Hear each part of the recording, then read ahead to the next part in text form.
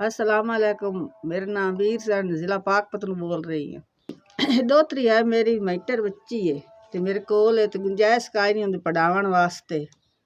ते मियाँ मेरा बीमार है तो बड़े तंग हैं ते दियां पुत्र साथ नहीं देंदे, हर कोई आदे घरा बाहर आला है।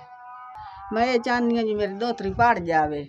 आ मेरे कोल बैठी बच्ची मेरे कोल, मेरा दिल ये आंदा जी बच्ची मैटर यतीमनी है तो इस नूं पढ़ा भी है कोई पढ़ जावे बच्ची। साडा हालात बहुत खराब है, असी पढ़ा नहीं सकते, साडी गुंजाइश नहीं, साडी गुंजाइश रोटी दी भी नहीं।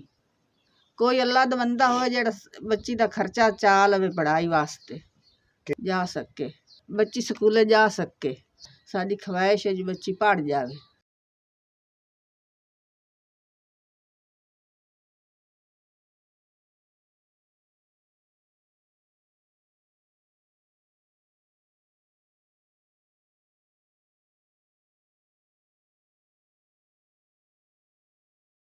अस्सलाम वालेकुम जी। इस बेटे का नबिया फातिमा है इसका नाम, और इसका एडमिशन हो गया सनी स्कूल में, तो इसके सारे ड्यूज़ भी क्लियर हो गए, तो शुक्रिया।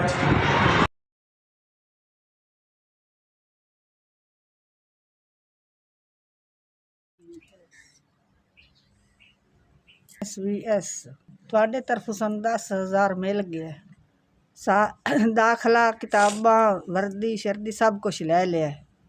अल्लाह पाक तुहानू गणे तो गणा देवे। तुसां तीन बच्ची नूं दाखिल करवाया, ये वड्डी हो के पढ़ते तुहानू दुआ देसी को अपनी सारी जिंदगी में चलती रहे। मैनू बच्ची दी सिवाई मिल गई। SVS तुहाडी मेहरबानी।